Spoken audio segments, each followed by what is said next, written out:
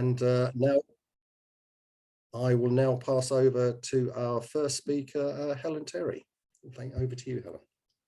Thank you, Pete. So thanks for having us, everyone. We're about to tell you how to discover Norfolk. So without further ado, I will just take up a screen here to show the agenda. So I will be your first speaker and I'll be introducing you to, I'm from the Norfolk Greenways team, and I'm talking about the Countryside Access Network in Norfolk, the resources that are available, the new projects and developments this year along our trails network. We then have two speakers from Pathmakers, some of whom you probably are, both of you are probably aware of, Simon Fowler and Martin Sullivan. They will be talking about the Pathmakers, aims and objectives, and very excitingly, the Walk Norfolk Festival, which is happening throughout October, so you can discover some of our amazing trails. And then finally, we've got a short section from Rachel Houghton, who works at Norfolk County Council as part of the Monument team. I think she has spoken here before, but she's got some updates on the Monument project and what Monument doing to support the Walk Norfolk events. And then, as Pete said, we've got some time for some questions and answers.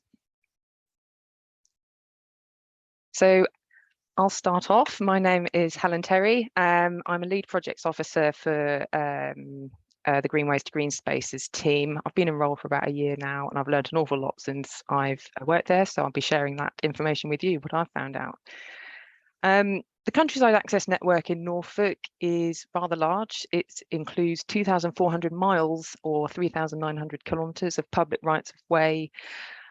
These are routes or ways over which the public have a right to pass or repass. They're all public highways, and they consist of footpaths, bridleways, restricted byways, or byways open to all traffic. There's actually a great diagram in the Parish Paths Information Pack, which is available on the ALC website, which explains what those types of highway are. The Countryside Access Network also covers many other routes across the county. These might be public and private, so like permissive paths, might be across farms, trusts, visitor attractions, etc.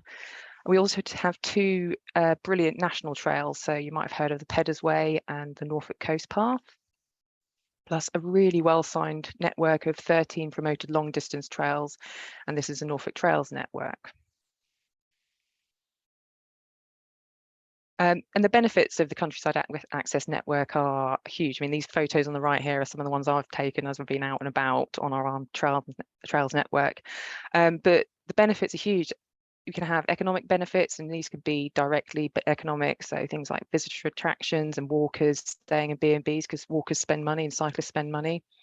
And also indirect economic impacts with the wider use of nearby facilities. Also, I think has been highlighted in lockdown are the health benefits. So the physical and mental health benefits are huge in terms of accessing the countryside. Also social benefits, so volunteer engagement, educational opportunities, heritage interpretation, and also environmental benefits. So our natural and historic environment, linear corridor developments and wildlife management are a huge part of the Greenways projects. We have, and public rights of way are broken into three sections. So these, our countryside access officers have three patches. So the public rights of way team, they cover an awful lot of ground and an awful lot, as you've just seen, a lot of mileage. And so these countryside access officers cover where you'll see the public footpath signs, and these are the people you'll come through to who manage the public rights of way in those areas if you had a query or complaint. And our public promoted trails networks, the Norfolk Trails Network, you might be aware of some of these, you might not be, but they're worth exploring. They're absolutely brilliant. So we've got places like the Marriott's Way, the Wherryman's Way, the Peddars Way on here. So these are the our promoted trails. You can see these when you're out and about, so you can discover them by seeing the pink signs, which are so that's the long distance trails, but also off these you might see some of the blue circular signs. So there are circular walks off the trails network as well.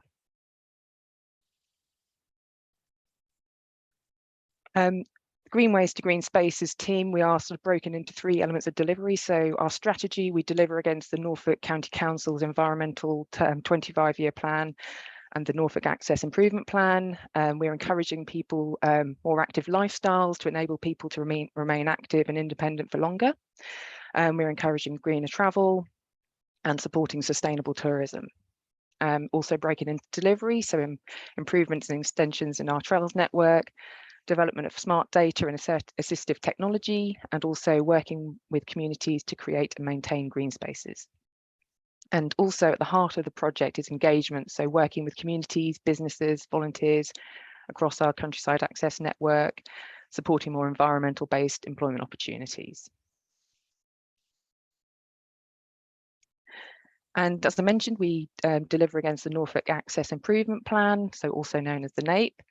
And this is the Council's 10-year plan to improve countryside access in Norfolk, and includes a statement of actions or objectives and an annual delivery plan. It's been developed with significant help from members of the Norfolk Local Access Forum and is monitored by the Norfolk Local Access Forum, which makes recommendations on priorities for subsequent years. There are live links in this presentation, so if you do want to have a look at that plan, it's a good read. It's quite comprehensive, but it's possibly worth having a read, and the link is there. So our overarching priorities for the next 10 years are to manage the countryside access network so it can meet the demands placed upon it. Also to increase public, economic and environmental benefits associated with or derived from the countryside access network. To increase community involvement and adopt a collaborative and pragmatic approach to responsibilities and resources, and also to increase investment. It's not without its challenges, so there is increasing demand on the public rights of way network and access network. There has been some loss of permissive access. Obviously, challenge could be funding for access improvements. Our budgets are stretched and we have a lot of ground to cover. And also, we do want to encourage communities to submit applications to register unrecorded paths before 1949. And information on how to do that is in the Parish Paths information pack. So going on to some of the resources and information we have to help you discover Norfolk. On our Norfolk County Council website, we have a really great page, which is called Out and About in Norfolk. So it's really worth having a look at that link. And on that, we have links to the Norfolk Trails, Norfolk Museums, the Public Rights of Way, and all sorts of cycling and walking in Norfolk. And also for the Monument Project, which Rachel's part of. And it's really worth, that's where you can just find all the resources available to help you discover Norfolk, and also to point your parishioners to as well. Something that is worth knowing, that the trails are inspected regularly by our trails officers and the countryside access officers. But if you do come across an issue on a public right of way or a trail, there is an online form to report defects found on the rights of way or trail network, and that's available here. And what will happen then is that whatever the issue is, so it might be an overgrown tree or a bush, or it might be a damaged sign, for example, a gate or barrier, but by clicking on that and giving information about what that issue is, it will filter through to the right team.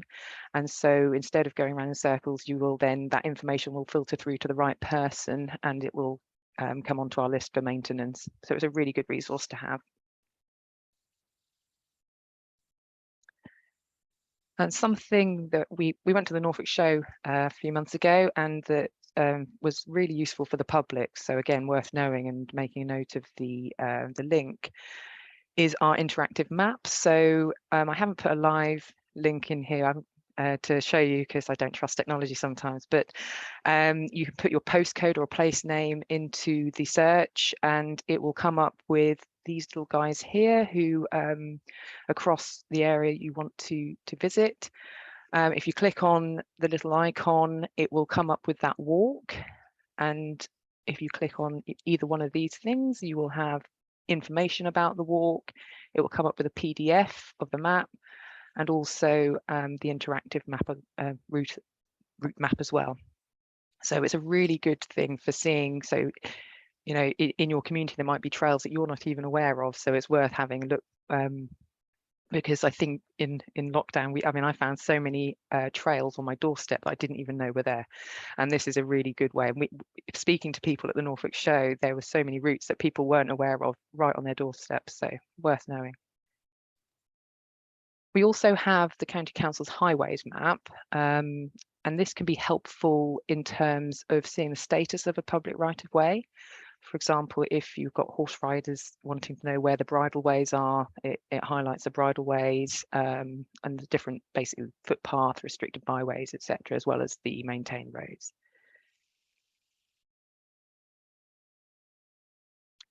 And as I mentioned a little while ago, we've got the parish information pack, which is hosted on the NALC website. So that's again a live link to that.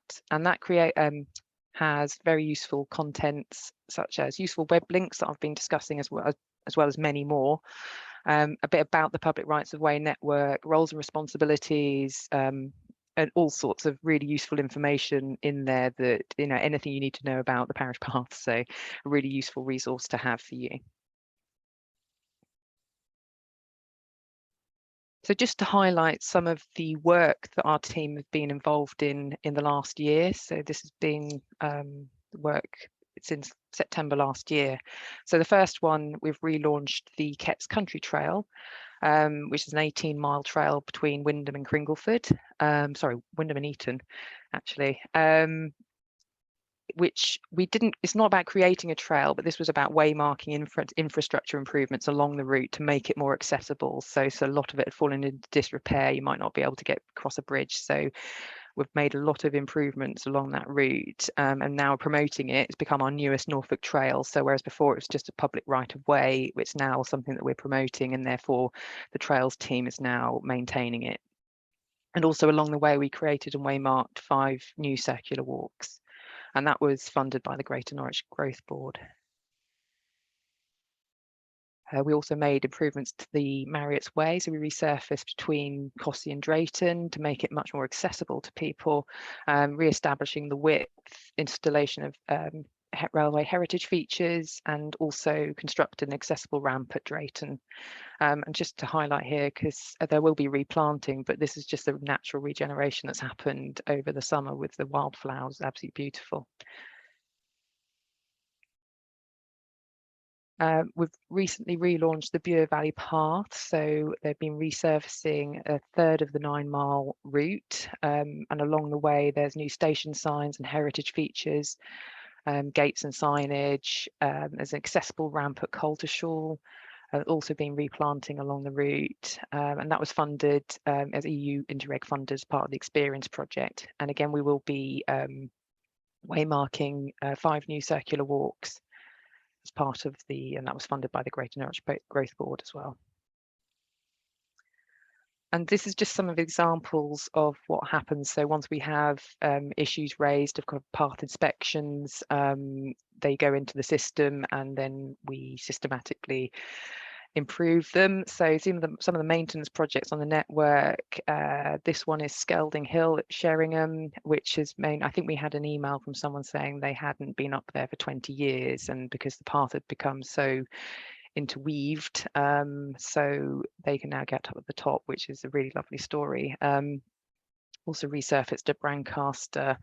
This is at Rockland St Mary, which has got passing places, new gates. I can testify for that because I tried to get down there with a pushchair a few years ago, and it got overgrown, and now it's really wide and accessible.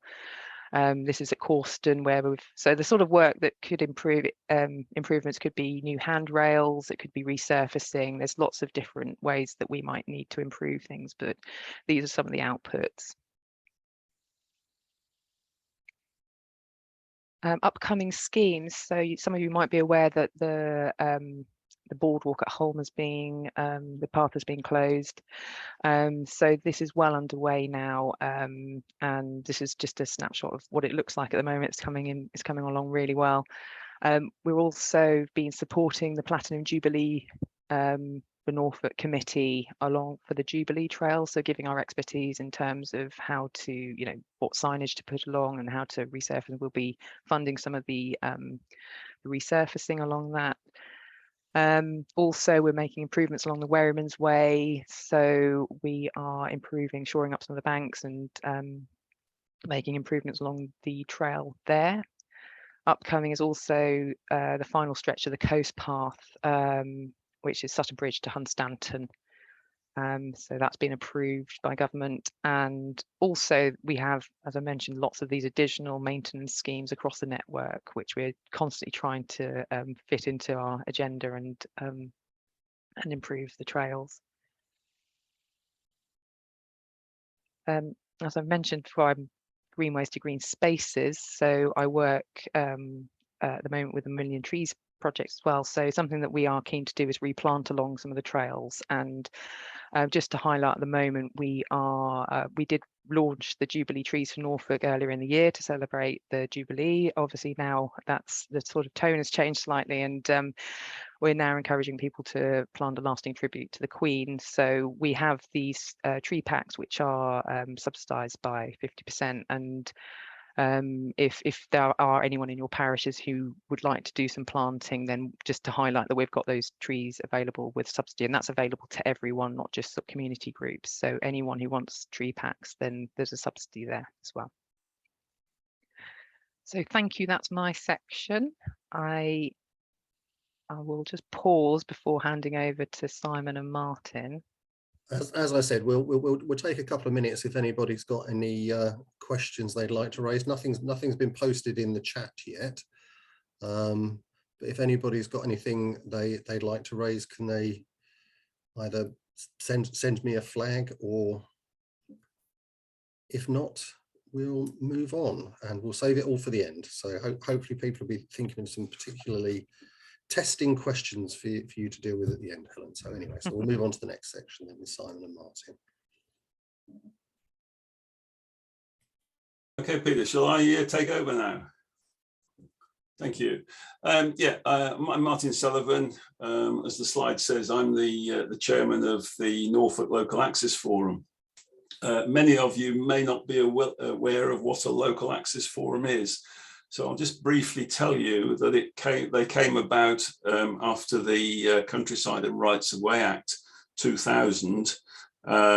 Local authorities, which in most cases is the Highway Authority, are asked to create a local access forum to advise them on access to the countryside.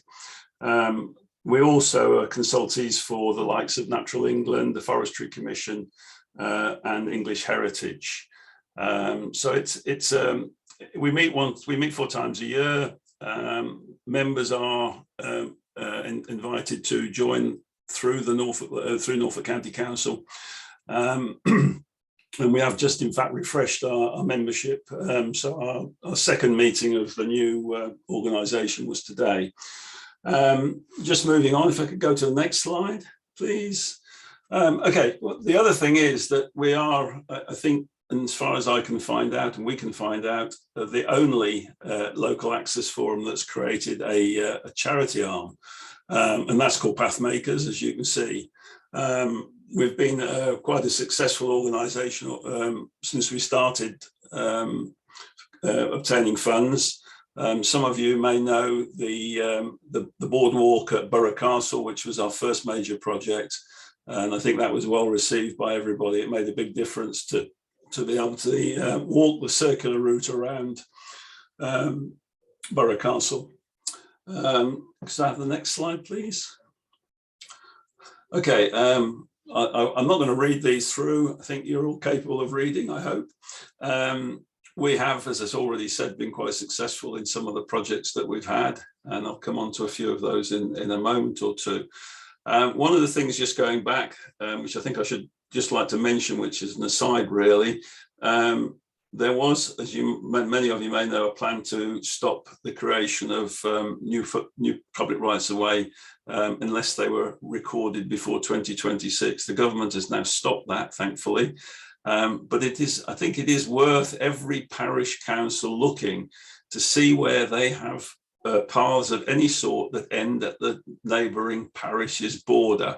There was a lot of those when the first public rights of way were created, and it's something which every parish I think should look at and work with their neighbouring parishes. If we can move on to the next slide, please. Okay. Helen's already mentioned the fact that we have the NAPE, the Norfolk Access Improvement Plan. We were heavily involved with a lot of the organisation and the things that go into that. I think Helen again has already mentioned that is it's quite a weighty tome to read, but it's available online, and I would suggest that that anybody who wants to know access to the countryside and what we're doing in the future looks at that. Thank you. And Helen, the next one, please. The NAPE, I think we've already said that we've done quite a bit. We organised 3 seminars in the past few years, which were invited parishes and voluntary organisations to come along to, and I think they were very successful. I think we've made some achievements from that, and there are a lot of councils have now put what we used to call a footpath warden, but we've now called it a country access warden, which helps again with the parishes knowing where they can walk and where their parish constituents can walk. And the next one, please. One of the things we've also worked closely with in the last few years is UEA student projects, mostly through one of our former trustees, who is a lecturer at the UEA, and through that we've had some very good results, some very hard work for some of these students, and as you can see, it's working well. And the next one, please. I think that really goes on to what I've said. Students, I've already mentioned volunteers. I think that's something which, again, parishes can promote in their own parish. We I think Helen's already mentioned that obviously there are financial constraints being placed upon Norfolk County Council. We already know that the cost of some of the cutting back of paths and the like has gone up quite substantially, mainly due to the rapidly rising cost of fuel. So that's something which, again, parishes, I think, should consider in a very general access, if they could, in a very general way, if they could look at promoting their local people to clear paths wherever possible. And the next one, please. Yeah, one of the other things that we've looked at quite a lot is the fact that obviously people get out into the countryside, and I think we hear this virtually on the news every day. It's good for us to get out and exercise, and to try and also encourage people who would not normally get out into the countryside. And to a degree, we've been quite successful in that. Through Norfolk County Council, a lot of the public rights of way, and especially the trails, have been made wheelchair and pushchair accessible, which many of them weren't in the past, with the likes of stiles and other obstructions. So I think we all benefit from getting out in the countryside. I'm telling myself I need to do that. Next one, please. Yes, underrepresentation of the countryside, health issues. I've already mentioned that barriers are often an obstruction to people getting out, and that's, as already mentioned, something which we've improved on. I think we're going to move on to some of the walks that we've organised for Walk Norfolk in this present month, at which point I'm happy to hand over to Simon.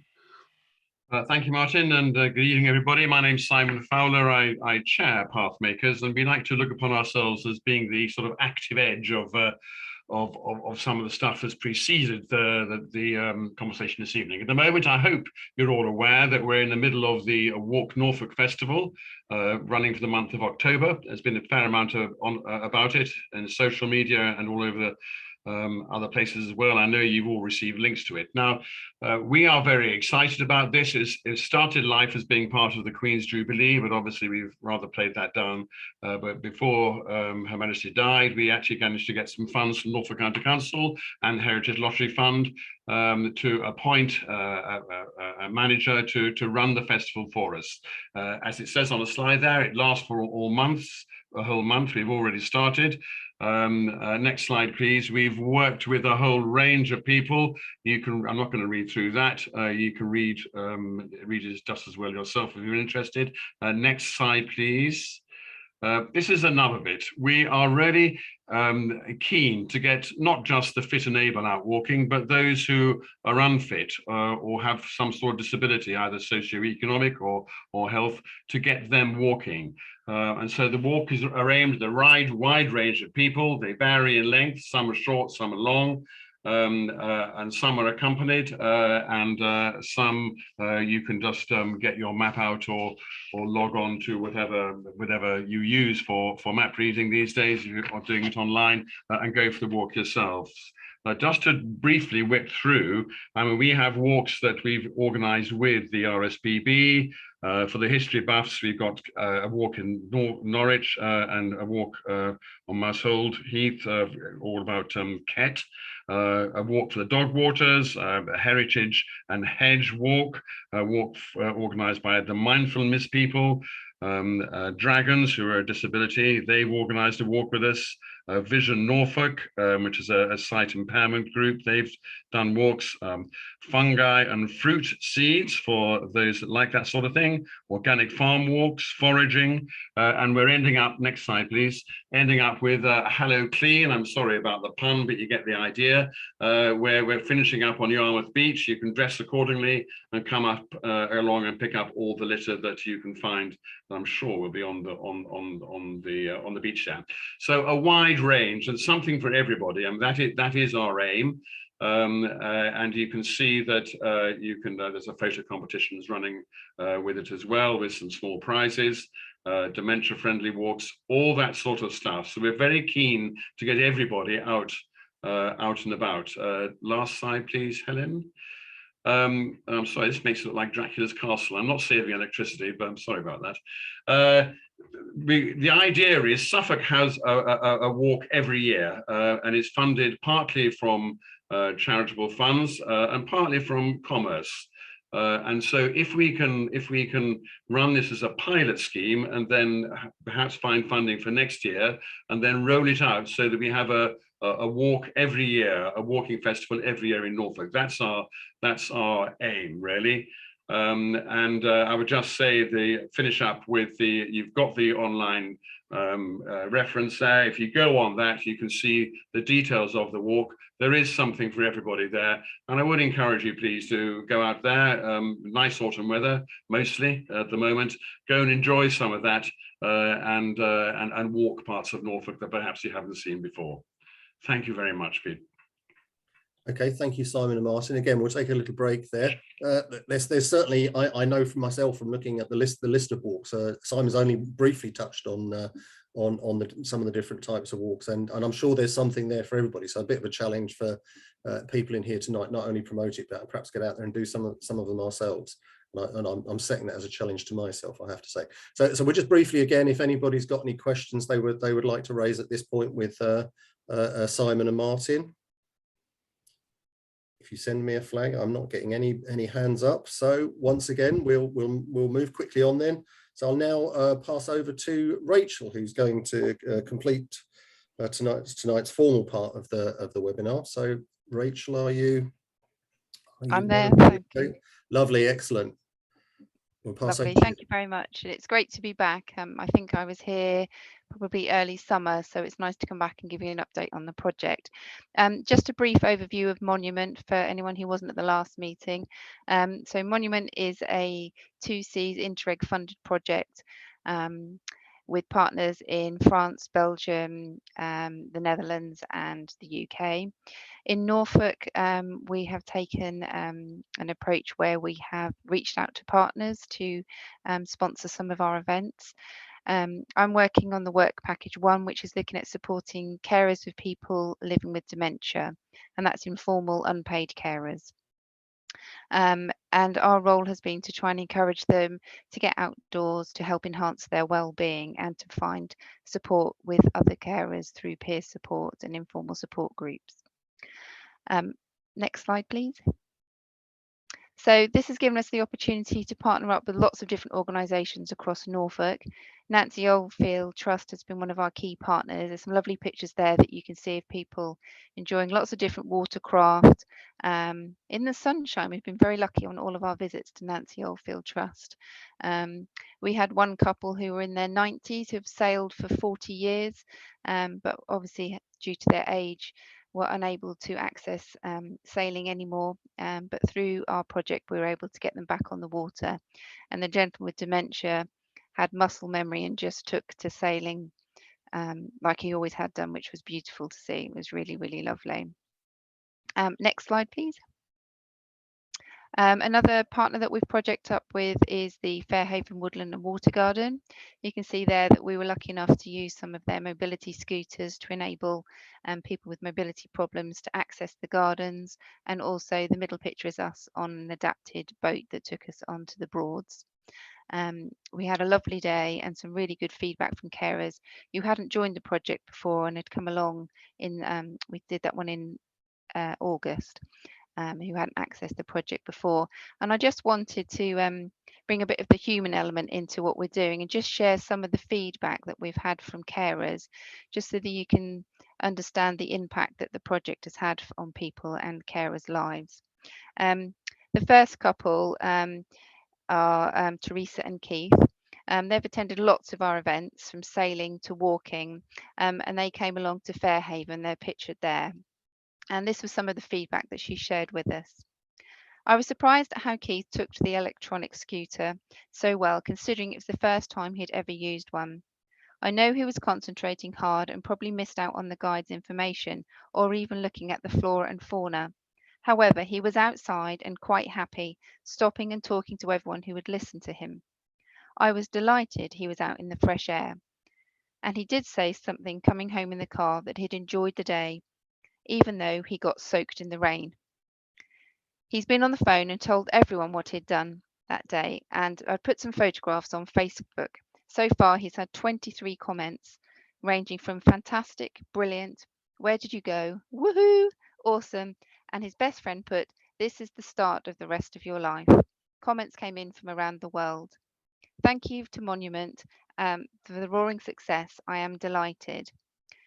She also went on to say that that's the first time that her husband had been outdoors for 5 hours in total. Normally he's been quite reluctant to go outside or stay outside for any length of time. So this was a real breakthrough for Keith and Teresa.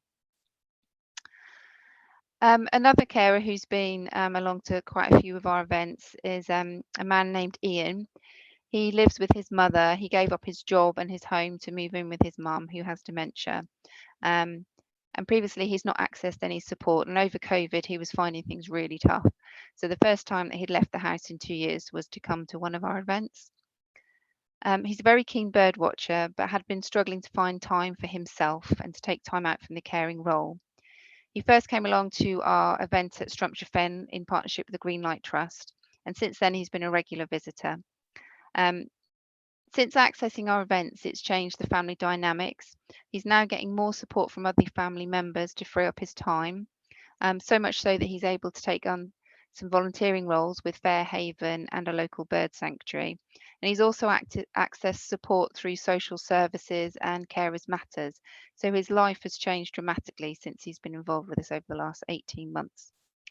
Some of his feedback was, thanks to yourselves and everyone who's helped make today such a great day. It was nice to spend a day without any worries, relaxing for the first time in 2 years. Once again, many thanks for such a lovely time. It was a welcoming break. I've had a lovely afternoon with everybody, and it's great to see so many different species of deer. This is when we went to Watatunga, and it was nice to chat with other carers. I hope we can catch up again soon. Many thanks for a rare day off. And I just wanted to share those stories at the end of this evening, just to remind us all why we do the jobs that we do, and to just show the impact that we can have on people's lives through fairly simple activities that we've been able to do in partnership with a range of organisations across Norfolk. Next slide, please. So having said that, we've partnered up with Pathmakers, who you've just heard about, and these are 3 events that we're supporting, not exclusively to carers of people living with dementia, but we've made sure that these 3 walks in particular would be accessible for those people. I'd really appreciate any support you can give in helping to promote those. The Gorleston Library one and the Marriotts Way one in particular, I think the Strumpshire Fen one booked up within a matter of hours, but we're struggling to get the word out for the Gorleston Library event and the Marriotts Way one. So anywhere that you can promote that and get people booked on would be really, really appreciated. And my last slide, please. Thank you. This is just me, and if you want to get in touch for any further information, and our webpage for more information about Monument and the other elements of the project. Thank you for your time this evening. Lovely, thank you very much, Rachel. And again, just briefly for the moment, I'll just ask for questions that anybody might have for Rachel before we go a bit more widely. Is there anything? Put your hand up. No, thank you very much for your time, and thanks very much to all our 3 speakers. We have had a question in the chat, and I think it's quite an interesting one. Is that which I don't know whether anybody either amongst our speakers or in the audience tonight, but given the current bird flu outbreak, is that likely to place any limitations either on the specific walks that are happening over October and then into the medium term? I mean, clearly we don't know how long that bird flu outbreak might go on, or how much the infected areas might spread, but that's, I would have thought that's likely to impact particularly on walking in and using the wetland areas. Anybody have any observations?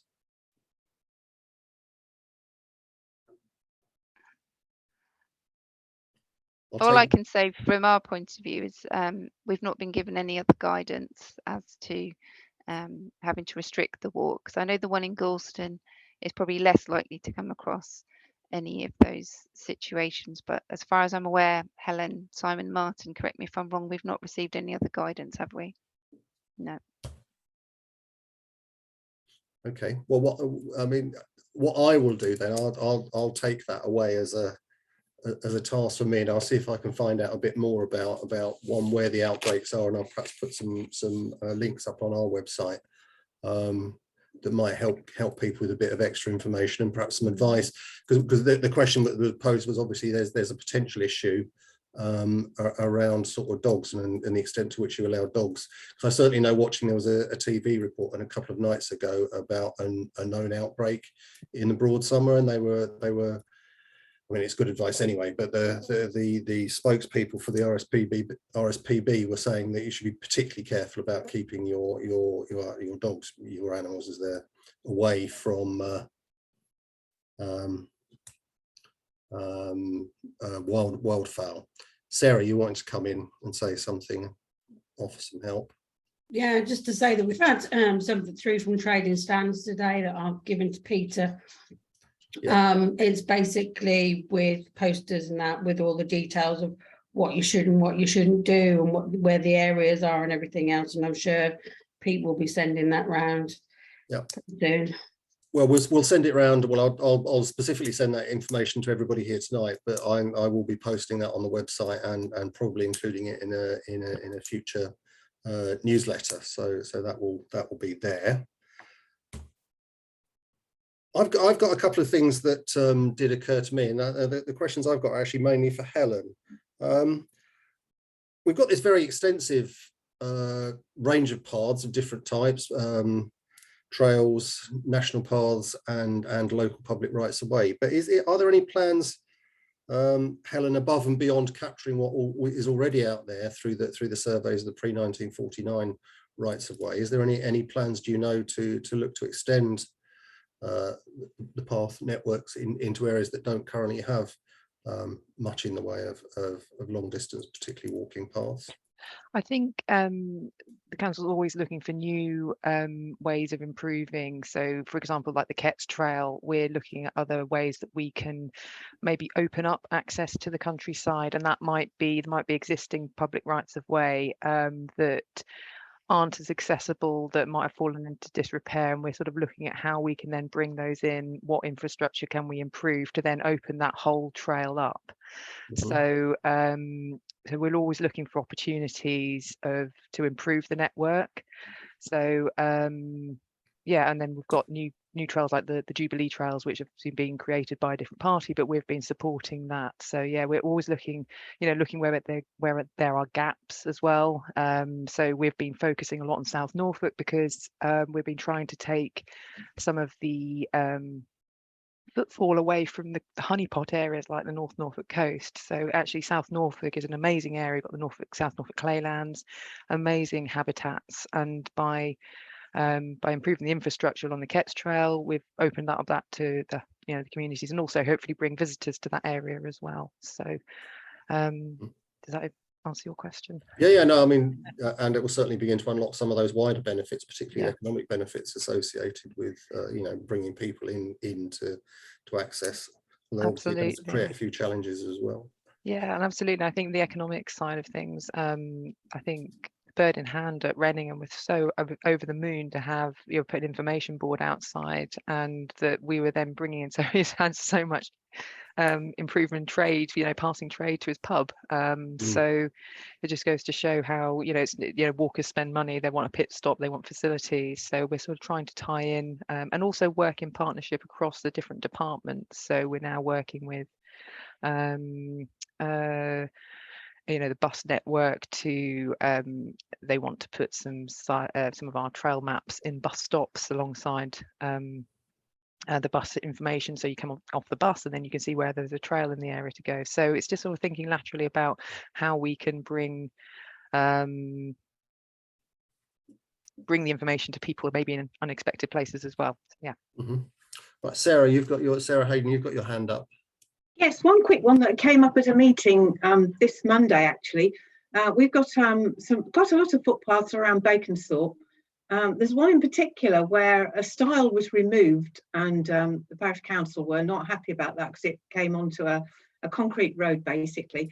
But it was done for disabled access, and there are a couple of bridges that apparently were put in to accommodate wheelchairs, but unfortunately either side of those bridges only have a very narrow little walking trail. So who would be responsible, or who would help with the upkeep of those? Is it Norfolk County Council and reporting that on their website? Because they are, you can walk them, but there's no way a wheelchair could get along there. So who would we turn to improve that? I think it's without knowing the exact paths, because some are permissive paths, some are I'm not sure who's that would fall under. I think it through the web link I sent earlier, where report a problem would be a really good place to go to sort of say this is access issue, and because that will highlight to us whose responsibility that is, and then we can look into what's happened there, because unfortunately I just don't know every single path. No, they are footpaths, they're not bridle or any other, they are actually footpaths. FP4 or something, I think. I mean, I can probably find out for you quite easily whether that's something that the Trails team have done or whether it's the Prowl team. If you want to have Pete, if you could share my email with Sarah, and I can just look into that for you. There's no problem at all. Because I know what you mean. It's like you've got this great accessible bridge, but then if you can't get to the bridge, what's the point? There are one or two. There's a new, a lovely new one, and we've asked for one to be repaired this week. So it might be that there could be planned works, for example. It might be there to put the infrastructure in, but then they haven't, there might be more resurfacing. I just don't know, but I can look into it for you. Okay, thanks. Thank you. I think one actually goes down to the castle, so it's quite well used. Yeah, Thanks for that. I'll certainly get onto that, and I'll pass your details through. Helen, John, you've got your hand up, and then we've got a question from Ian in the chat. So, John. Yeah, I was just going to reinforce the point that Helen's made several times about the economic benefits of providing this sort of infrastructure. I mean, I've just come back from 2 weeks cycling in the Netherlands, and I was absolutely stunned by the amount of tourist traffic, mainly people from Germany, and the effect that that has on hundreds of small towns which are thriving with museums, cafes, restaurants, based on the back of having an excellent cycle network. And we did about 300 miles in 2 weeks on our bikes, of which only about 10% was on roads shared with cars. And it's just incredible. You can cycle from one end of the Netherlands to the other and barely see a car. And that's, well, I'd like to see us replicate that in Norfolk. I mean, obviously we're happy. We're lucky we don't have mountains, so what the Dutch can do, we should be able to do. And I think that's a really important point, because I remember doing some research with Visit Norfolk, and it was like how to describe Norfolk. I was like, well, flat, but actually flat can be a positive as well, because it makes it more accessible for people who can't go crag walking and fell walking, and it makes it opens up the countryside to a different range of people, but also cyclists as well. And that's one of the ambitions of the council, is to we're working in partnership with Cycling UK along the Bure Valley Path to make sure we have cycle hubs, and also there's now the Rebellion route, which goes around the whole of Norfolk, which Cycling UK have developed, but being in consultation with the council to sort of look at what's along the route and what can be promoted. So I think everyone's aware of sort of the economics of how working in partnership can really help as well. Mm-hmm. As a cyclist who's sort of well past his prime, I can echo the the advantages of a relatively flat landscape, and certainly I have family in Austria, and it's really remarkable over there how cycling and walking is actually built into transport planning, and there's as much thought and care given to how cycle and walking routes intersect and access places, and often they're given primacy over motorized transport, and how that really encourages people to use that. I just wondered if Helen's seen the Dutch numbered junction app. I mean, basically it's a mobile app where the whole of Netherlands is each cycle path has a numbered junction, so you can plot your route for going from junction 99 to 108 or whatever around the whole country. But I am going to Amsterdam next weekend, so I will use it. Thank you very much for the heads up. I'll try and send you a link to it if you like. Brilliant. Yeah, perhaps it's something we could look to develop for Norfolk to encourage. You heard it here first. Absolutely. Right, okay, thanks for that. All right, so Ian's posted a question in the chat, basically asking if anybody actually monitors usage of the sort of cycle paths and walking routes and what have you. And I suppose as a corollary to that, what data do we have? What data has been published that we could look up? And would it be possible to look at technology, things like QR scanning codes, both as to get information out to people about where they are and where they could go, and also to collect information about who's using things? Yeah, so it's obviously we haven't got enough to support the whole network, but we do have people counter or data counters. Actually, I noticed the UEA have put some up the other day, but it really helps evidence, especially if we've, say, opened a new trail, so the before and after, the footfall. And I did one of the first jobs I had when I joined the council was to look at some of that data to see the impact of COVID on the network, and it was huge. And also it really exacerbated the sort of honeypot areas, so it's sort of peaks and troughs. So once everyone was allowed out, they flocked to the coast again. But in lockdown, everyone had been finding their local routes. But the output was that the sort of local inland access was had a bit more sustainable. What's the word? It seems like people sort of discovered these routes and then used them more. So that was great, because lockdown forced people to find new routes. I think so. Yes, we do monitor them where we can and where budget allows, and particularly if we're opening up a new trail or there's a sort of place of interest. And they're monitored in terms of they're inspected regularly to obviously see if they're falling into disrepair. A huge network, but yeah, then we do monitor where we can. That sort of leads me on to another question that occurred to me while you were talking, actually, Helen, which was you mentioned that a lot of the work that you've been doing recently through the Greenways project was bringing existing paths back into use. Is there a danger, do you think, that they might fall back into disrepair if the funding squeeze continues, I suppose, as a lot of us are anticipating it might do?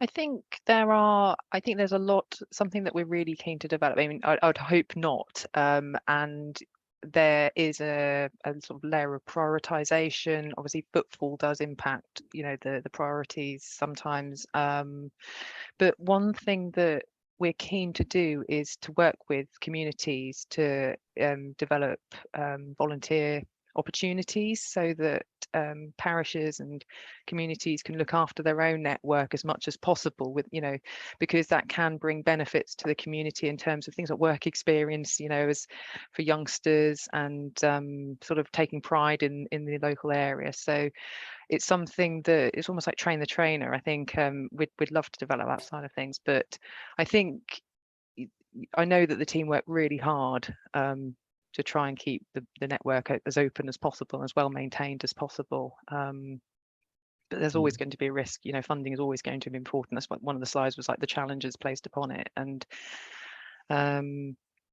presumably there's a bit of a role here for sort of parish and town councils and local organisations generally, that if local people can just take it upon themselves to to do what they can to keep paths open. And it's sort of paradoxical that the best used routes are the ones that will be most cleared, because they're just being cleared by footfall. I certainly know that when I take my dog for a walk, I tend to take a walking stick with me so that I can sort of beat back some of the overgrowing vegetation, and particularly nettles at certain times of the year. I have been known to take my secateurs out with me as well. But yeah, absolutely. I think and maybe that's something we can work with together to try and spread that message. But it's something that would be brilliant, if we could work together. And I think yeah. Comes back to something I touched on. There's another question being posed by Sarah. Is thought being given to the impact on availability of car parking and what might happen in certain communities if there were sudden influx, I suppose, of walkers who come from outside the area, coming by car, leave their cars, create problems? Yeah, it is definitely a consideration. I know some of the projects I'm working on, it's thinking about and that's why it's important to engage with communities. When we were doing the KEPs, we did a webinar to engage with the parishes along the route, and I'd marked up a car park that wasn't actually a public car park, and luckily the people saw it and they said, I don't think you can promote that. But then, so we look at how people can access, obviously promoting public transport use though as well, so that people know where the nearest bus stop is, or whether it's accessible by train. And something we're trying to promote is those things like the railway rambles, where people they don't have to rely on parking. But something we always have a problem with is dog bins. So yeah, there is, you do want people to go along to trails, but you've got to make sure that when they're promoted there is the provision in place, or at least give people the information of where the nearest parking and where the public transport sites are. Yeah, good. Has anybody got any more questions they'd like to raise? Otherwise, I'll raise another one. You mentioned earlier that you're trying to encourage people to sort of register public rights of way that are perhaps not known or not properly registered. Do you have any sense for how many or what length of pathway there is out there that's not properly registered to be recognised as a public right of way? I don't know if Martin can help me out with this at all, but I know Russell and my team is much more okay with that. I don't have a sense myself, but I think it's something, I know there's information in the parish pack about how to do that, but I think there's probably a lot of opportunity still for people to have a look at what's in their area and register. Yeah, it's Martin here. There's certainly because of 2026 and the cut-off that's now being cancelled, there are a considerable number of applications being made for definitive map modification orders. And of course, that's a big burden on a relatively small number of people in Norfolk County Council, but they are working through them. Now that 2026 has gone away, I don't think that means that we will not be getting more and more applications for those modification orders. And I think it is, it's going to take some time to work through those. And as I said earlier, I think for those parishes that find that they've got public rights of way that end at parish borders, I'll say again that those are sort of things that they need to work with their parishes to try and resolve. Dead end footpaths are not, or dead end rights of way are not really much good to anyone. Mm. And historically not likely either. No. Yeah. Okay. There's an interesting question posed in the chat, which I've hopefully there's some thought being gone into it. But one of the members of the audience tonight is saying that they're registered blind, and has any thought been given to how you convey information to people who are visually impaired? Perhaps the use of tactile signage or braille markers on posts. That's a really interesting question. I know that, everything through the council website has to be, it's got strong accessibility checks, but stuff on the ground, I think it's definitely something to look into, because I know that work we're doing with the monument team is about making signage more dementia, friendly for different, groups. But yeah. I think actually, now you've asked, I'm not sure what is out there in terms of information for blind people. So I will ask the team is my answer to that, because I know there is there are certain groups of people that everything, as a council we try and make everything as accessible as possible, but I'll try and find some examples of that for you. Yeah. Well, if you could take that away and perhaps and as the questioner points out that not everybody learns Braille, of course, and not all blind people can access Braille signs. So about more generally thinking about the issue about how you make information accessible to the widest number of people. Simon, I noticed you've switched your microphone back on, so I presume you want to come in and There is an organisation called Vision Norfolk. I have not had anything to do with them directly myself, but I believe that they do help the visually impaired, and so it might be worth either Helen or the person who posted that chat contacting Vision Norfolk and seeing what they offer. Thank you. That's a good signpost, but it's certainly an interesting idea for us all to take away, I suppose. Okay, right. Do we have any more chats? Any more questions? Russell Reeve has his hand up, I think. Okay, I just was wondering. All right, sorry, Russell, you weren't on my screen. Unfortunately, in order to be able to see the presentation, I've had to reduce the window with the participants in. Okay. And I was using old school techniques to attract your attention by putting hands up, and I did put something in the chat because I'm really very enthusiastic about cycling and encouraging sort of tourism with cycling.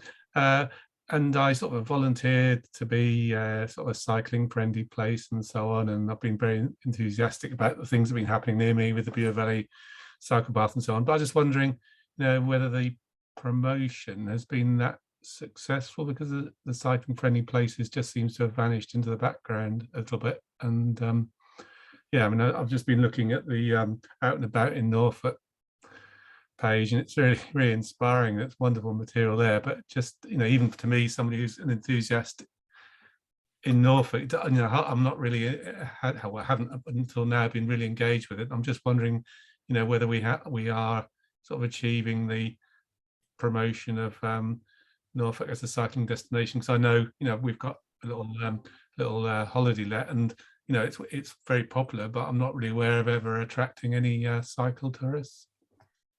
There is a lot of work going on at the moment in terms of looking at, you know, strategy behind, you know, cycling has become a really hot topic amongst the, you know, we've got dedicated teams, the active travel team, and they're sort of now getting the resource in that they can promote this more and more. And I mean, I work more on the Greenways, the sort of walking side of it. I've got a colleague the same who works in the experienced team who is much more promoting the cycling side of things as well. And I think that coming from the council, you have to sort of, there's a share of voice issue in terms of getting the message out sometimes through press releases, and but there's so much in the pipeline that I think you'll start to see more and more. And I mean, there was a press release about the Beer Valley Path, but and Cycling UK are hosting, they're now about to release the Rebellion route. So I think the more you build that, then you know, build the awareness of these great routes, and also how they link up,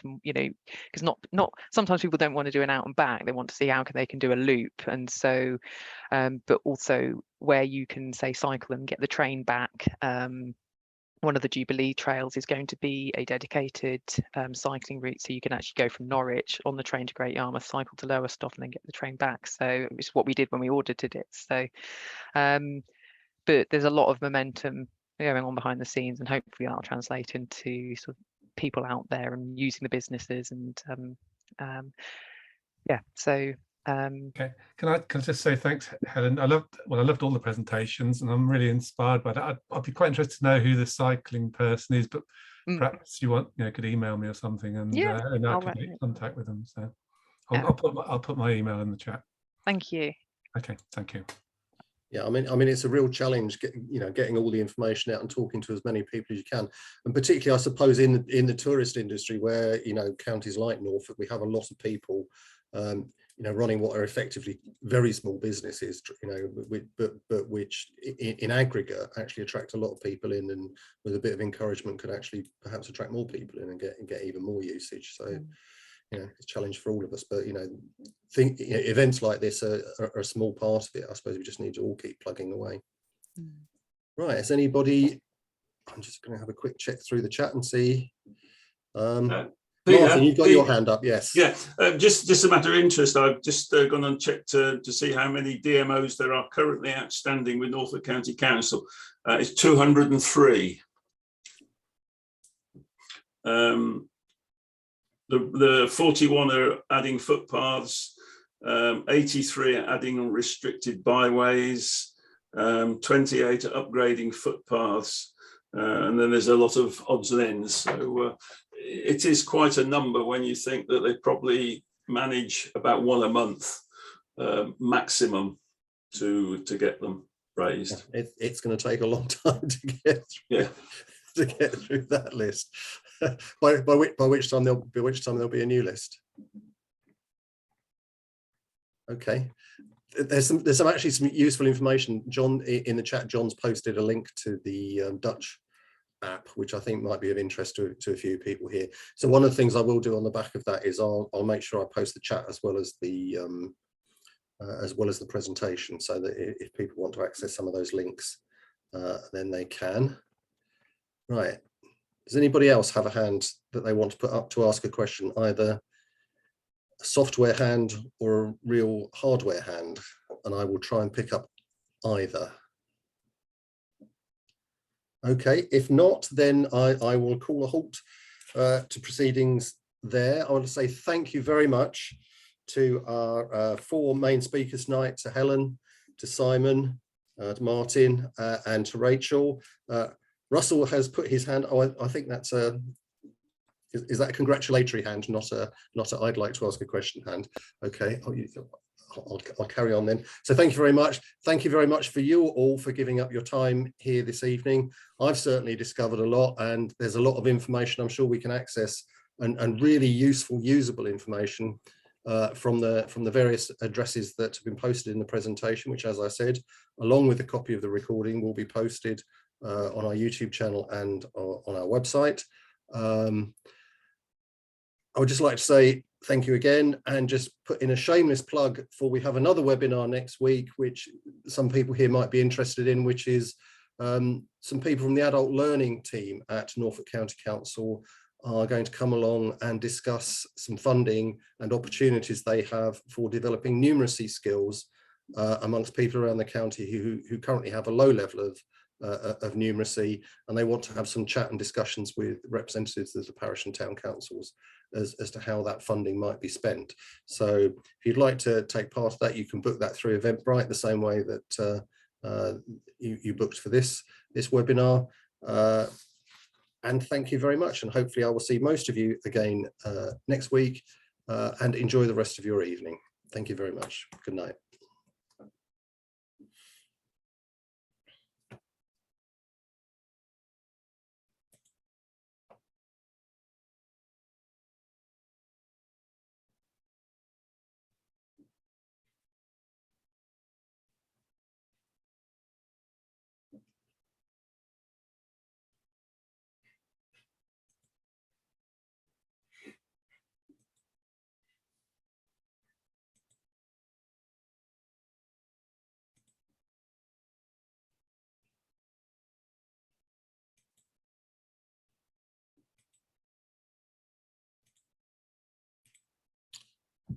Okay, I've removed everybody now.